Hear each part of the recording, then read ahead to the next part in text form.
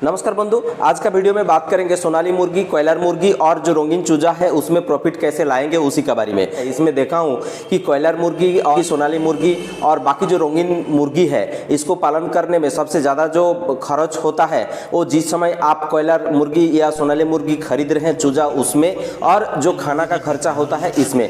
तो देखते देखते हम लोग कुछ स्टडी कर रहे थे और डेमोन्स्ट्रेशन प्लॉट भी बनाए थे जिसमें से ये देखा गया है कि हम लोगों को किस चीज़ों के ऊपर ध्यान देंगे तो ये प्रॉफिट आसानी से आ सकता है। सबसे पहला नंबर बात है, जब आप चूजा ले रहे हैं इस समय 4-5 मार्केट को देखना जरूरी है, 4-5 वेंडर्स को चेक करने का जरूरत है कि चूजा का रेट कितना है। कि चूजा का जब आप रेट ले रहे हैं, चूजा जिस हिसाब से ले रहे हैं उसका रेट बहुत ज़्यादा इधर उधर होता है तो खर्चा उसी में बढ़ जाता है। जैसे कि अभी का हालत में देखेंगे तो सोनाली चूजा का दाम मार्केट में 80 रुपया है, झारखंड में, बंगाल में भी इसका लमसम दाम है 82 रुपया, और मध्य प्रदेश में जाएंगे तो इसका रेट है 72 रुपया।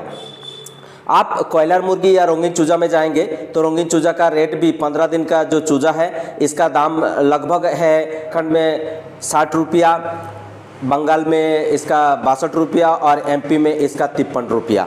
तो ये रेट को देखते हुए हम लोग आगे बढ़ते जाएंगे तो यहाँ से भी हम लोग कुछ खर्चा घटा सकते हैं। सबसे ज़्यादा खर्चा जो हो जाता है वो जो चारा हम लोग खिलाते हैं उसमें लगभग 100 मुर्गे का हिसाब से देखेंगे तो 100 मुर्गी का हम लोग बिक्री तक 35 से 40 दिन का अंदर बिक्री करने का प्रयास कर रहे हैं रंगीन चूजा, और कॉयलर मुर्गी 2.5 महीना का अंदर। तो दोनों में भी 100 मुर्गी के लिए 1 क्विंटल से ज़्यादा चारा नहीं लगना चाहिए। तो इस समय आप खिलाएंगे क्या, क्योंकि आप देखेंगे फार्म में घुसेंगे तो ये हा करते रहते हैं, बहुत खाने का प्रयास करते हैं और इसी में खर्चा बढ़ जाते हैं। तो इसमें 3 पॉइंट है। एक तो पॉइंट है कि चारा जो हम देंगे वो माप के तोल के देंगे, डेली 100 मुर्गी का हिसाब से देंगे।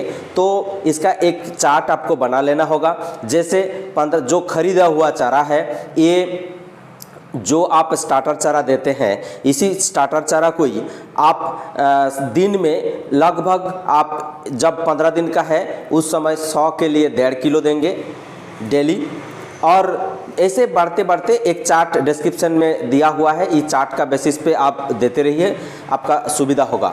बाकी जो चीज़ में ध्यान देना होगा, जो आपको ज़्यादा करना होगा, ये आपको हरा चारा कुछ देते रहना होगा।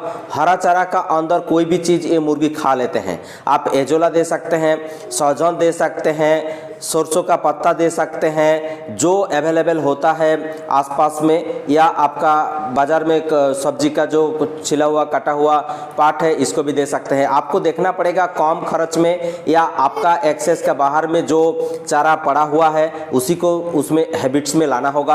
आपका घर का खाना या आसपास अड़ोस पड़ोस में जो घर का खाना ज़्यादा रह जाते हैं उसको भी दे सकते हैं, लेकिन ज़्यादा भात इसमें मत दीजिए। लमसम डेली हम लोग 100 मुर्गी के लिए 2 किलो तक भात दे सकते हैं। तो इसमें भी खाना का खर्चा कम होगा।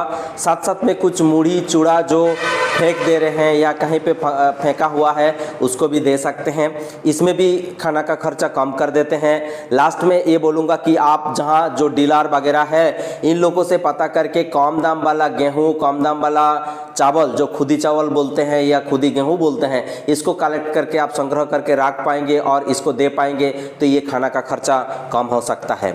देखा जाता है इसका जल्दी ग्रो हो जाता है, बट इसका बिक्री का समय में रेट कम होने का वजह से देखा जाता है आपका जितना खर्चा हुआ है उस लमसम इतना ही आपका मुर्गी का रेट मिल रहे हैं। तो इससे बचने के लिए, ज़्यादा प्रॉफिट लेने के लिए खाने का खर्चा होता है, इस खाने का खर्चा कम करने का बहुत ही ज़रूरत है, अदरवाइज आपका प्रॉफिट मिलना बहुत ही मुश्किल होगा।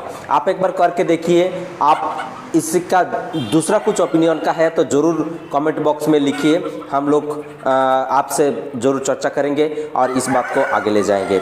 थैंक यू पूरा वीडियो देखने के लिए। जय किसान, जय भारत।